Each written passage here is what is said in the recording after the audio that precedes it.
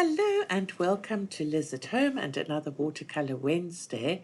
Today we're going to be painting this little silhouette that I painted, and I'm going to be showing you how I do that, and I hope that you'll really enjoy it. I loved painting this and it's really easy and very beginner friendly.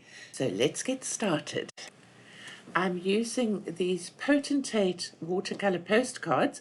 It's watercolor paper cut in a circle, and I bought them at my local art shop.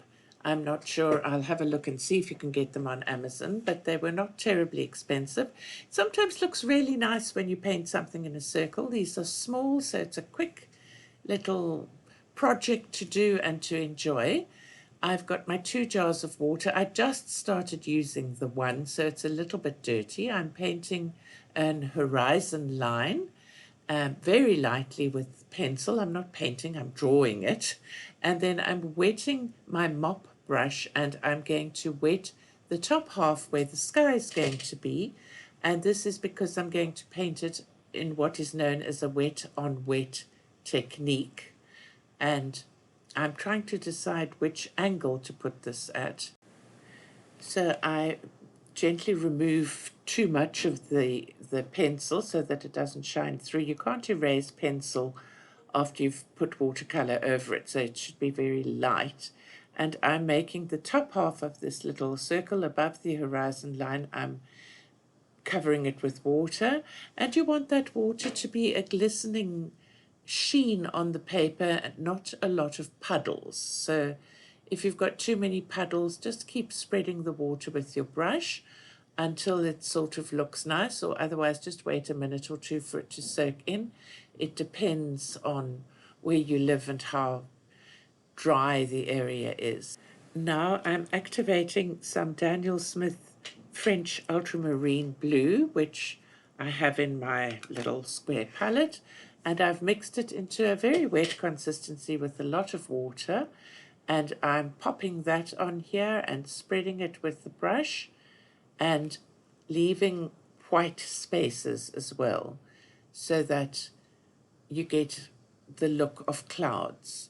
It's very important to leave some white spaces, to have the bravery to do that. So I'm just spreading that along, and my paper underneath this has dried a little bit. It's very hot here at the moment, so I'm drying my brush off on some paper towel, and I'm spreading this paint that's very pale, and then I'm going to try and do slightly darker, drop in some slightly darker up at the top, just to add some interest. And I'm also going to try and take some of this blue off, just so you wet your brush, clean it, and then dab it off, dry it on a paper towel, and then lift some of the color up like that. If you want to know more about that technique, ask me in the comments and I can do a video showing you how to do that. Now you can see that water is pooling, and so I've again dried my brush off, and I'm putting the dry brush in the pool, the puddle of water, and lifting it up. I couldn't figure out how to tape this paper down because it's a circle, so it's buckling just a little bit and the water's pooling on the edges.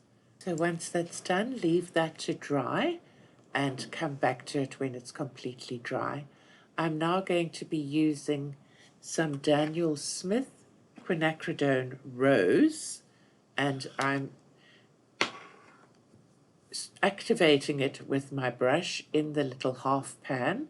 You can see I really stir it around for a little bit, and then I move that onto my palette, which has got lots and lots of different paint on it. So you can see I don't just quickly do a light dab, I actually really put it on there, dab my brush in to pick up a lot of pigment, then adding a bit of water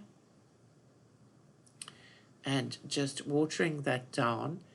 And I think that I'm going to go for a slightly darker color than I did on the first one that I showed you, and I want this to go up a little bit. So I'm going over that cloud, and I'm hoping that the blue is not going to shine through. I might need to do 2 layers, because this Quinacridone rose is a very beautiful transparent color, and I don't really want the pattern from the blue to shine through it.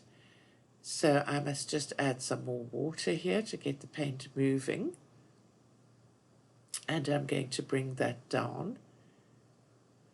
Excuse my slightly blocked nose. So basically colouring this in with paint, and it's such a pleasure to do, so easy. And one could use any colours.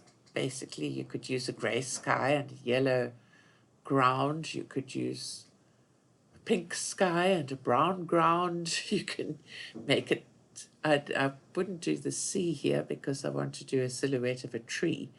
So now I'm trying to wet this quite well, hoping that it's going to seep through and activate the blue underneath and just turn it into a bit of a purple. So you can see what I'm doing here is called scrubbing. I'm jiggling my brush along and scrubbing it over that bit of blue cloud that's shining through there. I half feel that I should perhaps have used a slightly bigger brush. And I'm doing this as quite a saturated colour, not a wishy-washy colour. Now I'm going to add some even more straight from the pan because it's nicely activated just along that horizon line, and then add some moisture, some water underneath that, and hope it will run down. I didn't wet the lower part first, so I went on with the wet paint onto the dry paper. That is called wet on dry. So I'm taking this dark colour down a bit more. And watercolour always dries a little bit paler than it looks when it's so nice and wet. And now I'm just going to wet my brush, which I've done, and I dabbed it on the paper towel. You couldn't see that. And I'm just adding the water down here. And then we're going to have to leave this to dry. This is the leaving to dry is the bit that actually takes the longest in this little painting. So you can go and do your dishes. So I like having that time to do something else in between. I'm now going to be using Daniel Smith Lunar Black, which I've activated. It's quite a nice black color. You could use black gouache if you happen to have some, but I just thought I'll use my Daniel Smith watercolor paints, and I'm using this beautiful brush, my new brush. Oh my word, I just absolutely love it. It has got the finest, most delicate little point. I've never been able to draw such delicate little twiddly bits, and I'm just freehand painting a tree. Basically find one on Pixabay or in a book or on a painting or in a coloring book, and just get an idea of the shape of the tree and then paint it and color in the trunk of the tree, and then basically draw little twiggy branches coming out, and it's as simple as that. So draw it on here, and I'm going to put some music on for you while I do this little drawing of the branches. You do need to, if you're using a fine brush, this is a size 2 brush, and I would suggest that you use a brush with a nice point. I got this at Blix. You can get some of these black velvet silver brushes on Amazon, but I think only in a set. So if you're interested, ask me and I'll give you the Blick link, and I will link the Amazon if I can find them, and I'll link these paints underneath. But I find this, I've used many different brushes, and this is, oh my word, this is by far the best fine point brush I've ever used. So actually, as I do this, I'm just going from the stem and drawing little twiggy branches, and you can let the branches cross over each other, even cross over the bark if you want to, and go over the other way. but let each little twig come out of the branch that it's next to, and you could just leave it as a kind of a winter stark deciduous tree that doesn't have any leaves on it. Or you can do what I did, which is making the mixture, just the paint mixture, just a little bit more watery, and I'm basically doing little squiggles for leaves, little squiggles going dab, dab, dab, and just filling up the area. You'll see. I'm just going to put some music on while I do that, because there's nothing really to explain to you while I do that.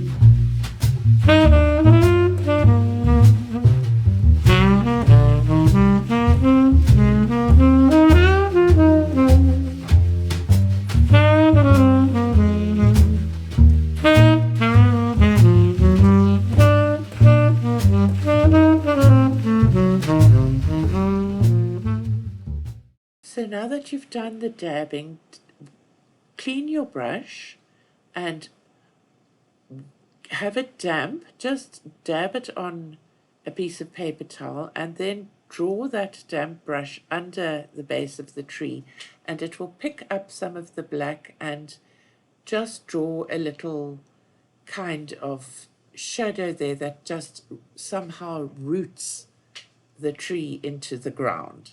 I'm not going to actually draw a silhouette or a shadow of this because it's a silhouette, so there wouldn't be much of a shadow, I don't think.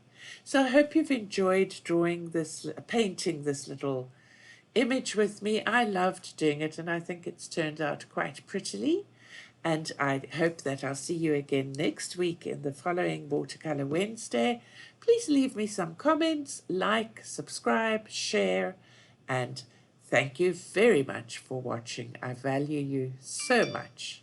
I thought I'd show you the other painting that I did the same as this one while I was practicing it and trying to decide what to do. And you can see it's more faded in color. I used a lighter wash